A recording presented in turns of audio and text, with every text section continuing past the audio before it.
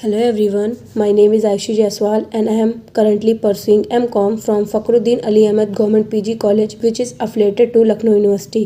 और आज मैं यहाँ अपने मास्टर डिसर्टेशन के प्रेजेंटेशन के लिए हूँ जिसमें मेरा टाइटल है अ study on the impact of e commerce on retail businesses, यानी कि जो ई कॉमर्स है उसका कैसे प्रभाव पड़ता है हमारे रिटेल बिजनेसेस पर। तो सबसे पहले मैं स्टडी में अपने सुपरवाइज़र मिस्टर विशाल वर्मा सर को उनके गाइडेंस कॉर्पोरेशन सपोर्ट के लिए धन्यवाद देना चाहूँगी। और इसके अलावा मैं डिपार्टमेंट ऑफ कॉमर्स के HOD Santram sir, assistant professor doctor Shishir Srivastava और राशि मैम को तथा principal doctor Seema Singh ma'am को उनके अनकंडीशनल सपोर्ट और मोटिवेशन के लिए धन्यवाद देना चाहूँगी। और अब मैं अगर बात करूं अपने टॉपिक की जो है ई कॉमर्स, तो ई कॉमर्स से हमारा मतलब ये होता है कि ई कॉमर्स एक इलेक्ट्रॉनिक नेटवर्क है जो वस्तुओं और सेवाओं का आदान प्रदान करता है, यानी कि यह कंपनियों और व्यक्तियों को इंटरनेट पर वस्तुओं और सेवाओं की खरीद बिक्री की अनुमति देता है। अगर हम ई कॉमर्स को ई बिजनेस शब्द का भी प्रयोग अक्सर करते हैं क्योंकि इससे हमें ये पता चलता है कि हम इंटरनेट की सहायता से व्यवसाय को इलेक्ट्रॉनिक रूप से कैसे बढ़ा सकते हैं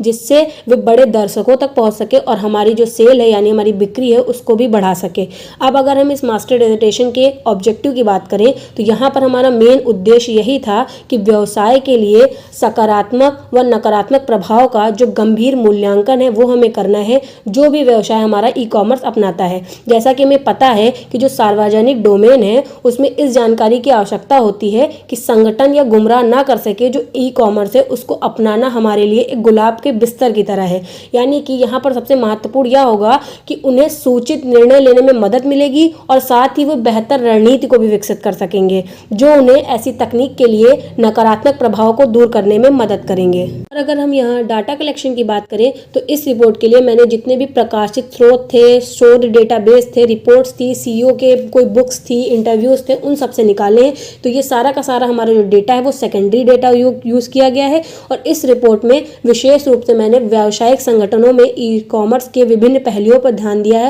और इन आंकड़ों से निष्कर्ष भी कुछ निकाले हैं। अब अगर हम यहाँ बात करें हाइपोथेसिस की तो यहाँ पर 3 हाइपोथेसिस हैं। पहला है कि व्यापार विपणन के लिए इंटरनेट का उपयोग वस्तुओं और सेवाओं का दिन प्रतिदिन बढ़ता जा रहा है, इस बात पे ध्यान दिया गया है। और दूसरा, ई कॉमर्स का प्रभाव व्यावसायिक विपणन पर सकारात्मक रूप से कैसे पड़ रहा है, इस बात पर। और तीसरा, ई कॉमर्स पूंजी के परिवहन व उत्पादन और सेवाओं की प्राप्ति के बीच के समय को कैसे कम कर रहा है। अब अगर हम यहाँ बात करें लिटरेचर रिव्यू की तो यहाँ पर हमें 2 स्टडीज देखने को मिलेंगी। जैसे कि जो पहली है वो है 2007 की तिहान व स्टीवर्ट की, जिन्होंने बताया कि ई कॉमर्स न केवल वस्तुओं और सेवाओं के साथ व्यवसाय का प्रतिनिधित्व करते हैं बल्कि वो अपने खरीदारों को भी रखते हैं और ग्राहक और कंपनियों के साथ अपना संबंध बनाते हैं और उनके साथ व्यवसाय करते हैं। अब यहीं हम देखें सिन्हा की रिपोर्ट जो 2010 में आई थी, तो उन्होंने अपने अध्ययन में पाया कि इस प्रकार के जो ई कॉमर्स होते हैं इनमें उपभोक्ता विभिन्न उद्देश्यों के साथ इंटरनेट का प्रयोग करते हैं। अब ये उद्देश्य क्या क्या हो सकते हैं, जैसे कि उत्पाद की विशेषता को भेदना,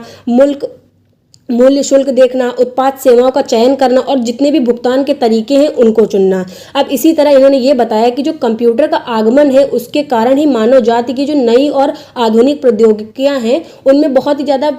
विकास हुआ है और वो बहुत ही ज़्यादा अधिक मात्रा में वृद्धि हुई है। अब अगर हम बात करें अपनी स्टडी के इम्पैक्ट की तो यहाँ पर हमें 5 पॉइंट्स मिलते हैं, जिनमें से पहला है इंक्रीजिंग कंपटीशन, यानी कि यहाँ पर जो बढ़ती प्रतिस्पर्धा है उसके ऊपर बात की गई है। तो जो रिटेलर्स होते हैं उनको ऑनलाइन सेलर्स जो है या फिर ई कॉमर्स जो प्लेटफॉर्म है या फिर कोई भी बड़े स्टोर्स हैं उनके सहित विभिन्न स्रोतों के साथ उन्हें तीव्र प्रतिस्पर्धा का सामना करना पड़ता है। जैसे कि अगर कोई लोकल बुक स्टोर है उसको अमेजॉन जैसे ऑनलाइन मार्केटिंग में बहुत ज़्यादा कंपटीशन का सामना करना पड़ेगा क्योंकि जो वहाँ के कंपटीशन की प्राइजेज हैं वो बहुत ही ज़्यादा कम होंगी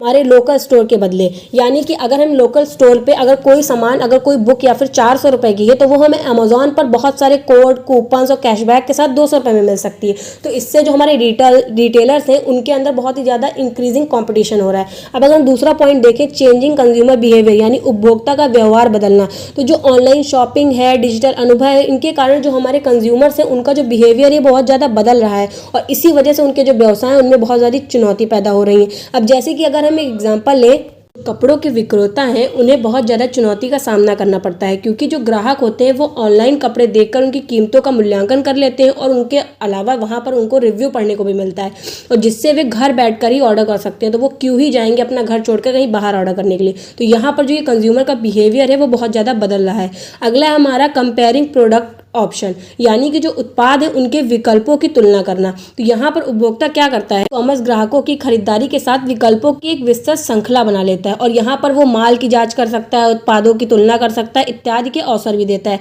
जैसे कि जो हमारे अमेजोन, फ्लिपकार्ट, मिंत्रा जैसी वेबसाइट है वहाँ पर हम कपड़ों की तुलना और प्राइजेस की बहुत ज़्यादा तुलना कर सकते हैं। अगला है हमारा चेंजिंग इन सप्लाई चेन, यानी आपूर्ति श्रृंखला में परिवर्तन। यहाँ पर ई कॉमर्स में वृद्धि के साथ जो हमारी आपूर्ति श्रृंखला है उसमें भी कई बदलाव हुए हैं। ऐसा इसलिए हुआ है क्योंकि जो रिटेलर्स हैं जो कुशल व तेज शिपिंग की बढ़ती मांग के अनुरूप ढलना पड़ेगा उन्हें, क्योंकि यहाँ पर वे जो ऑनलाइन स्टोर्स हैं वो बहुत ही जल्दी स्पीड में शिपिंग करते हैं। तो यहाँ पर कंज्यूमर को यानी कि बहुत जल्दी सामान मिल जाएगा, तो यहाँ पर रिटेलर्स को बहुत ज़्यादा दिक्कत हो सकती है, और आपूर्ति श्रृंखला में इस बदलाव के परिणाम स्वरूप जो रिटेलर्स हैं उनके सामने बहुत ज़्यादा चुनौतियाँ उत्पन्न हो रही हैं। अगला है हमारा अपॉर्चुनिटी फॉर इंटीग्रेशन, यानी कि एकीकरण के अवसर। तो यहाँ पर ई कॉमर्स में कमियों के साथ उन्हें बहुत सारे ई कॉमर्स जो है वो फर्म को बहुत सारे अवसर देता है कि वो ऑनलाइन और ऑफलाइन चैनलों का एकीकरण करके हिस्सा बन सकते हैं। तो ई कॉमर्स के साथ व्यापारियों के प्रभावी रूप से वो मल्टी चैनल रणनीति अपना सकते हैं, यानी कि जो उपभोक्ता हैं वो ऑनलाइन खरीद भी सकते हैं और भौतिक स्थान पर जाकर अपनी खरीदारी को आवश्यकता अनुसार वो आइटम को बदल भी सकते हैं। इसके मेन एग्जाम्पल हो गए H&M, कैथलॉन और भी बहुत सारी कंपनियां हैं जो मल्टी चैनल रणनीति को नियोजित करती हैं। इस तरह अब हम अगर बात करें अपने भारत देश की, तो भारत में हमने देखा है कि 2020 में इंटरनेट रिटेल का जो बाजार था वो $60 मिलियन का अनुमान लगाया गया था, और 2022 तक ये भविष्यवाणी की गई जो इंटरनेट रिटेलर्स हैं उनका क्षेत्र जो है वो $63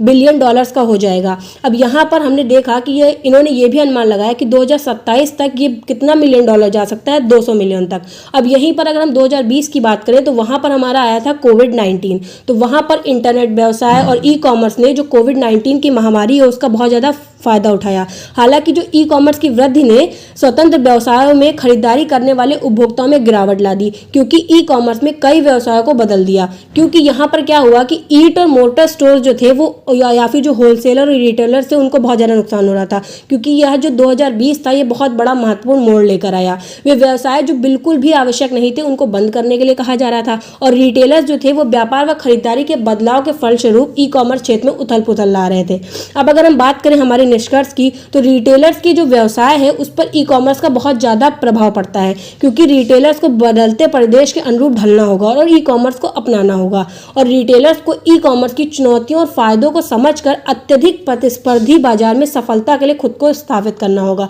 यही हमारा निष्कर्ष निकलता है। तो थैंक यू एवरी